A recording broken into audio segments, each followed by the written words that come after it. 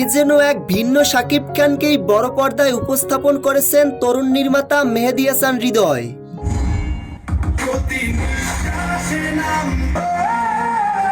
দীর্ঘ ক্যারিয়ারে শাকিব খানকে আমরা নানান রূপে দেখেছি, রোমান্টিক হিরো, অ্যাকশন হিরো, পারিবারিক গল্পের নায়ক।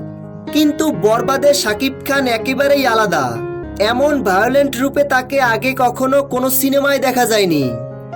বরবাদ সিনেমায় শাকিব খানের উপস্থিতি এক কথায় বিস্ফোরক। চরিত্রের ভেতরে ঢুকে যাওয়ার যে অভ্যাস, সেটাই যেন দিন দিন আরো গভীর হয়েছে তার। বরবাদ সিনেমা দিয়ে নিজেকে আরো এক ধাপ উপরে তুলে ধরেছেন মেগাস্টার শাকিব খান।